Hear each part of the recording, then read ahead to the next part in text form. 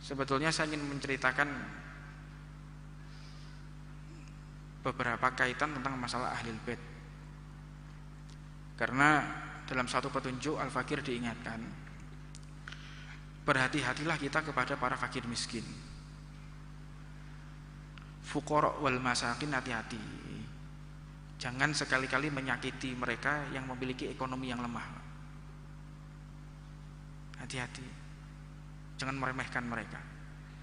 Pernah suatu ketika ada seorang fakirah, orang miskin, meminta bantuan dari orang yang kaya. Wahai orang yang kaya, saya meminta bantuan, saya seorang janda dan memiliki anak-anak yatim. Saya adalah orang yang miskin, fakir, mohon bantuan. Kata orang yang kaya ini, kebetulan orang kaya ini juga seorang ulama.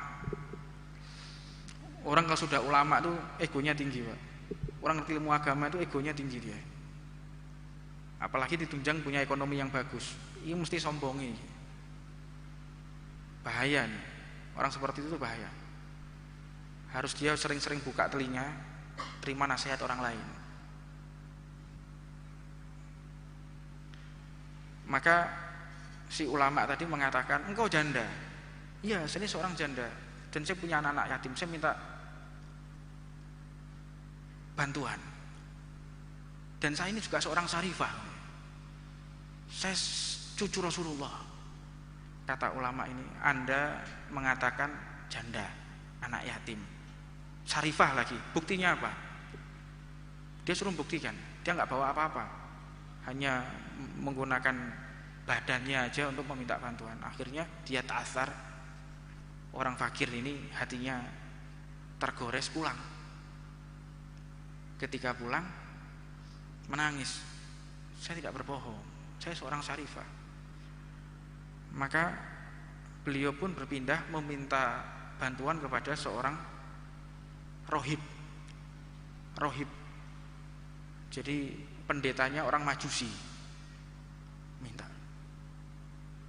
Akhirnya sama orang Majusi tadi dikasih uang secukupnya. Anda butuh berapa ini? Malamnya ulama ini bermimpi seolah-olah dunia ini kiamat. Dia melihat prosesi kiamat itu terjadi sampai akhirnya dibangkitkan semua dari alam kuburnya, dan sampai melihat istana yang sangat besar sekali. Ditanya, punya siapa ini? Tidak ada yang tahu. Sampai akhirnya ulama ini bertemu orang yang sangat berwibawa, itulah baginda Nabi Muhammad SAW. Ya Rasulullah, aku adalah salah satu pewarismu, orang yang berdakwah di jalanmu. Tolong akui aku sebagai umatmu, dan aku ingin bertanya, itu milik siapa istana itu? Kata Rasulullah, buktinya apa engkau umatku? Buktinya apa engkau umatku? Sebagaimana yang kau keluarkan dari lisanmu ketika ada seorang yang fakirah meminta bantuan darimu, mengatakan, mana buktinya kalau engkau adalah seorang syarifah, seorang janda dan memiliki anak yatim? Buktinya apa? Kalau kita, hikmah di sini saya hentikan.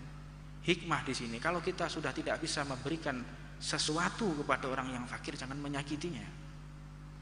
Entah dia pakai tato, entah dia pakai apa, sudah jangan. Jangan ngasih orang itu, nanti dia dibuat mabuk. Tahu dari mana kita? An-nasu hukmuhu bil-dhawahir wasir ilallah. Manusia itu menghukumi dengan zahirnya. Kalau untuk masalah hati, itu urusan Allah Subhanahu wa taala. Dan jangan fudul. Fudul itu mencari tahu. Ini orang pakai tato, ini orang pakai gitar-gitaran, kebiasaannya dia mabuk. Jangan dikasih uang, nanti uangnya tersebut dibuat mabuk. Tahu dari mana kita? Itu bukan urusan kita. Kita kalau mau ngasih, nggak usah menghukumi orang. Ini terjadi dan tertulis dalam kitab, dipertanggungjawabkan oleh penulisnya, dan diedarkan di setiap pondok pesantren kisah ini. Hikmah yang kedua kita ambil dari cerita lanjutan ini, orang tersebut akhirnya bertanya, rumah ini milik siapa? Dijawab oleh Rasulullah, milik seorang pendeta Majusi, seorang rohib. Loh, bukannya dia kafir ya Rasulullah. Maka dia terbangun. Ketika dia terbangun, langsung ke rumahnya Rohib itu, melihat seorang Syarifah dan anak-anaknya ini ada di rumahnya. Mengatakan kepada pemilik rumah tadi, Rohib tadi, wahai Rohib, saya seorang ulama, menginginkan muslimah ini untuk tinggal di rumahku dan saya tanggung bebannya. Kata si Rohib ini apa? Enggak bisa. Loh, engkau kan kafir, engkau tidak berhak untuk mengasuh Syarifah ini, muslimah ini. Kenapa saat ini aku tidak boleh? Saya lebih berhak karena saya ada seorang pemuka agama, seorang tokoh agama yang lebih berhak untuk menaungi muslimah ini.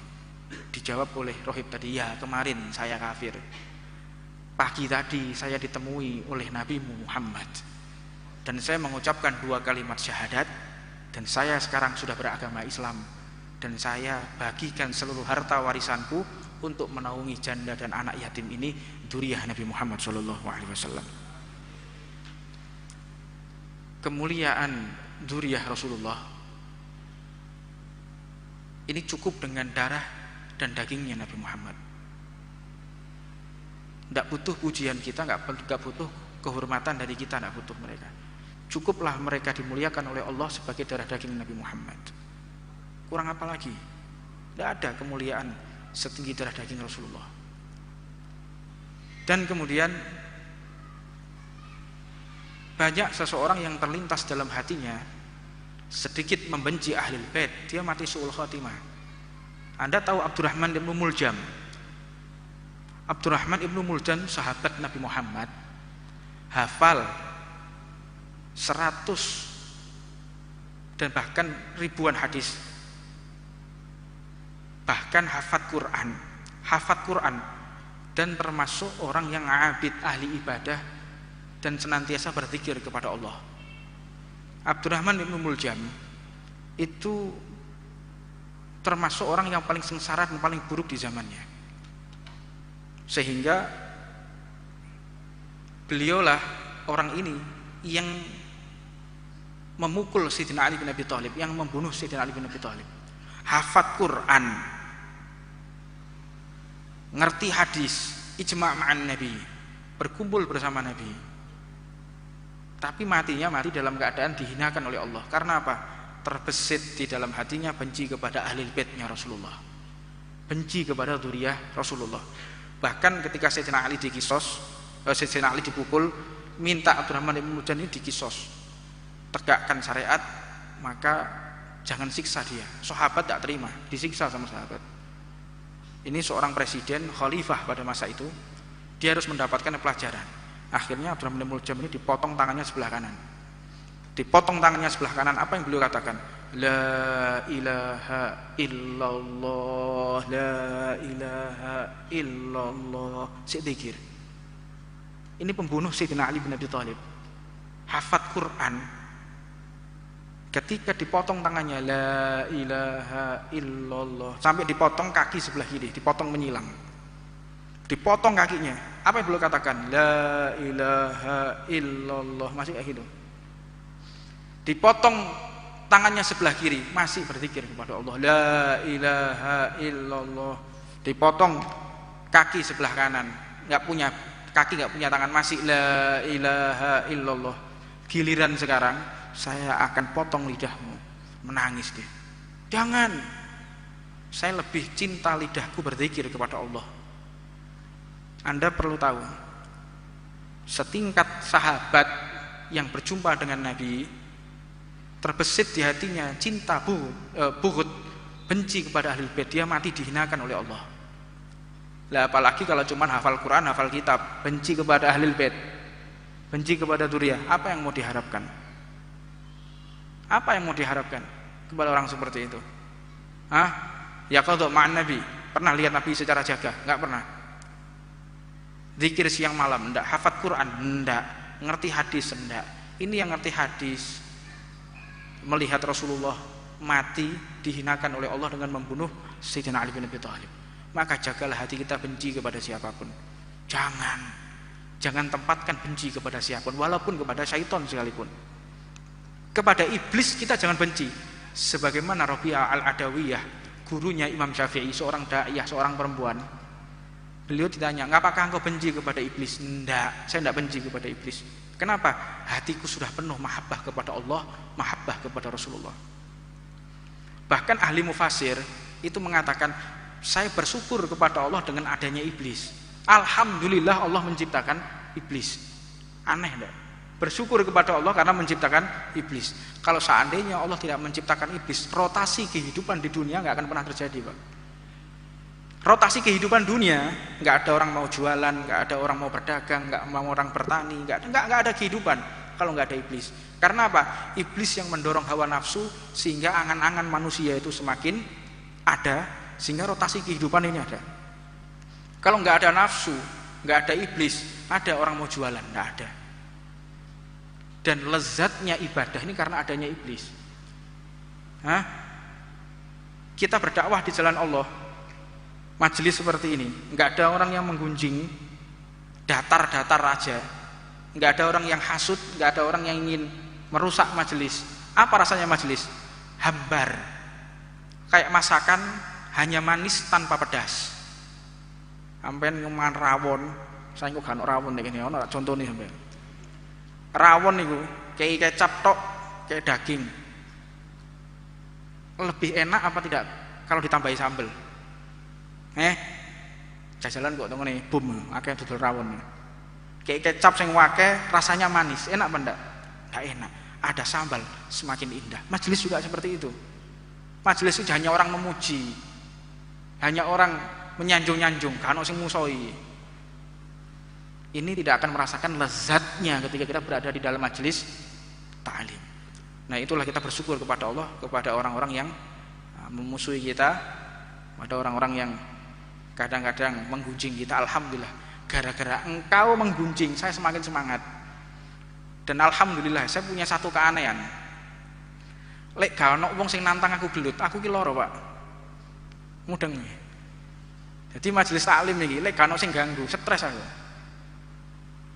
Majelis taklim, masyaallah, Habib ini masyaallah, santri-santri Ridwan muhadharahnya ini masyaallah enak. Sumpah aku, Pak.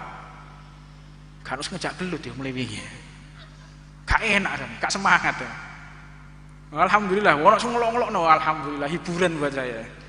Saya kalau sakit, begitu ada orang nantang, ngilok-ngilok, ngejak gelut, waras aku, Pak. Saya sakit ngelimpruk, saya toha itu tahu. Saya toha fase, itu tahu dia. Aku seloro, kenapa bang? Golek kau kan ngelok-ngelok aku ya, loro aku ya. Begitu ada orang Habib kurang ngajar, wah langsung waras aku. Sembuh saya, makanya sering-sering ya ngelok-ngelok kita ya. Saya butuh, pisoi butuh aku. Pisoi wajak gelut, sewenang aku, Pak. Waras ya. Obat buat saya orang-orang yang menggunjingnya. La tatamana'u liqa'al adu, nas'alullahal afiyah. Jangan juga kita berharap bertemu dengan musuh, minta kedamaian, kebahagiaan.